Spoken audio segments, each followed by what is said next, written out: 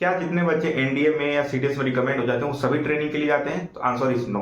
क्या जितनी सीटें यूपीएससी के द्वारा दी गई हैं सिर्फ उतना ही एनडीए ट्रेनिंग के लिए जाते हैं? Answer is no.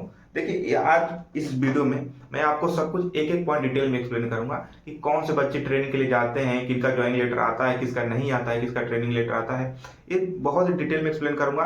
देखिए कभी कभी क्या होता है कि कुछ बच्चे अच्छी खासी रैंक पाने के बावजूद भी उनका ट्रेनिंग लेटर कभी नहीं आता है, और कुछ बच्चे होते हैं जो बिल्कुल लास्ट में उनका रिकमेंडेशन नंबर होता है या फिर लास्ट में रिकमेंडेशन लेटर होता है, फिर वो ट्रेनिंग के लिए चले जाते हैं। तो ये काम कैसे करता है, ये कटअप कैसे क्लियर होता है, ये सब कुछ मैं बिल्कुल डिटेल में एक्सप्लेन करने वाला हूँ। तो वीडियो के एंड तक देखना।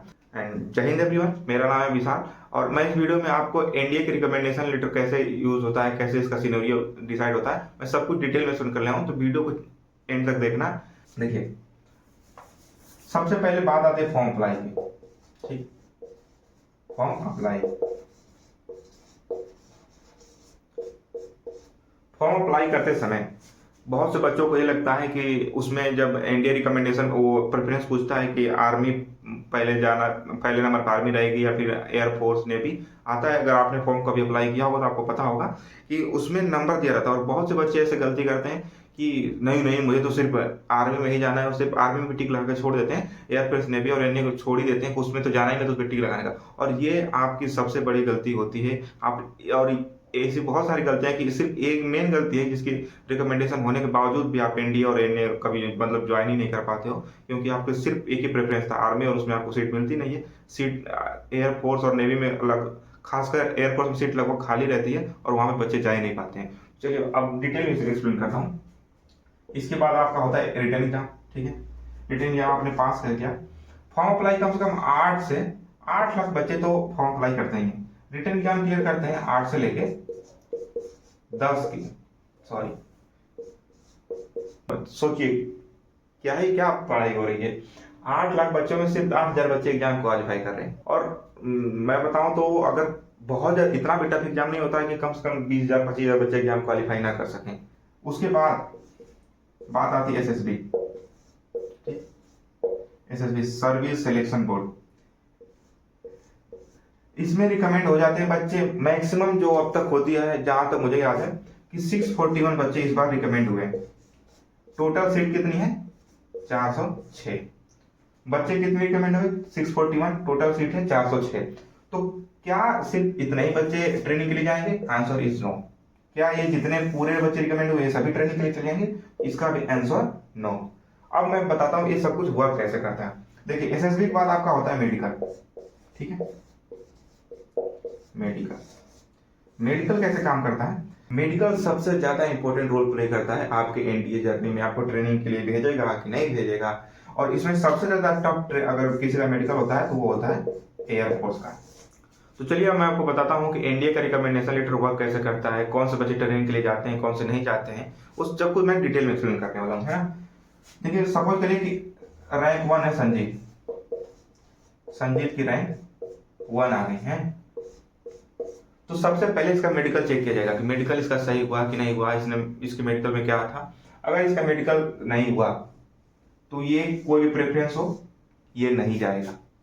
ठीक है, मेडिकल अगर आपका, देखिए जितने हमारे डिफेंस सर्विस में नेवी एयरफोर्स आर्मी तीनों हैं, तीनों के अलग अलग टाइप के मेडिकल होते हैं, और सबसे टफ एयरफोर्स का होता है। तो इसमें कंबाइन नहीं कर सकते हैं, सिर्फ एक ही मेडिकल एक ही तरह का होता है, तीनों का अलग अलग तरीका का मेडिकल होता है। तीनों का मेडिकल अगर इसका जो प्रेफरेंस फर्स्ट प्रेफरेंस रहेगा उसमें चेक है कि इसका मेडिकल हुआ कि नहीं हुआ।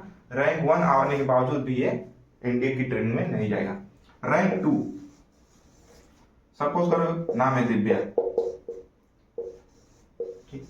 सपोज करो नाम है दिव्या, इसका रैंक 2 आया है, इसका चेक हुआ, इसकी फर्स्ट प्रेफरेंस रही होगी आर्मी।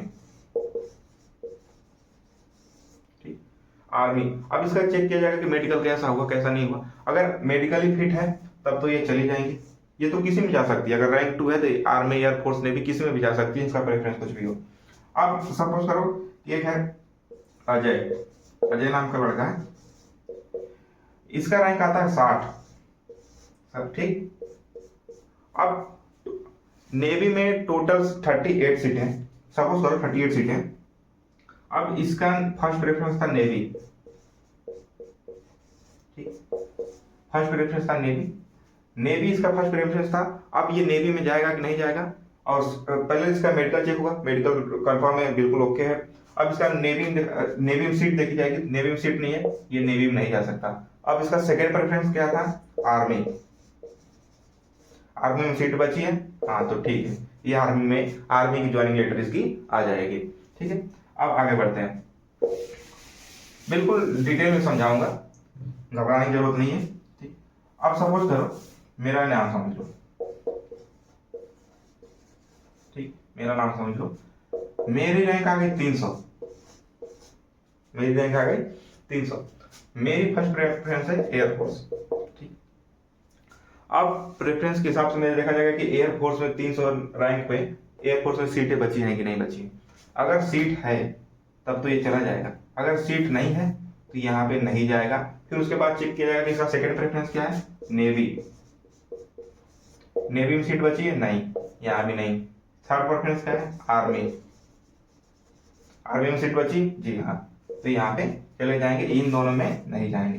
ठीक है, और अगर मैं सिर्फ एयरफोर्स को ही अपने प्रेफरेंस में टिक किया रहूंगा, इन दोनों पे नहीं किया रहूंगा, तो मेरी ज्वाइनिंग लेटर कभी नहीं आएगी। तो इसीलिए जब बोला जाता है कि जब भी फॉर्म अप्लाई करो तो अपने प्रेफरेंस को पूरा फिलअप करो, 1 2 3 4 चारों में फिलअप करो, कोई भी प्रेफरेंस छोड़ो नहीं। चलिए अब बात कर लेते हैं किसी की, अब टोटल सीटें कितनी थी, 406। टोटल सीट कितनी थी, 406। सपोज करो कि किसी की रैंक आ गई 500, 406 ही समझ लो, पहले 406 समझ लो, किसी की रैंक आ गई 6, 406। ठीक, इसकी इसकी फर्स्ट प्रेफरेंस थी आर्मी।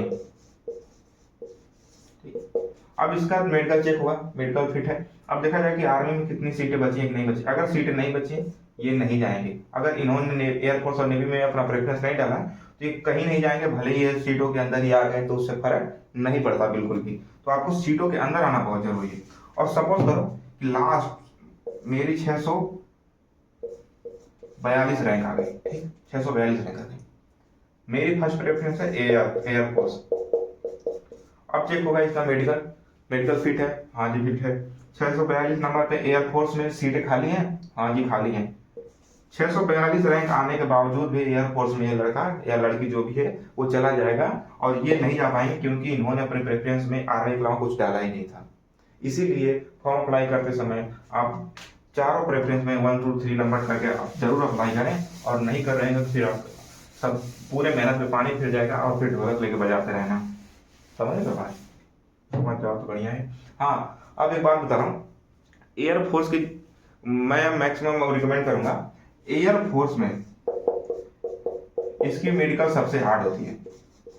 ठीक, और अगर एयरफोर्स में आपका सीपीएसएस क्लियर हो जाता है, सीपीएसएस समझ रहे हो, सीपीएसएस जिंदगी में सिर्फ एक ही बार होता है। अगर मैं इसको एक डिटेल वीडियो में सीपीएसएस को एक्सप्लेन करूंगा, पहले समझ लो सीपीएसएस एक ही बार में होता है। और ये मैं फ्लाइंग ऑफिसर की बात कर रहा हूँ।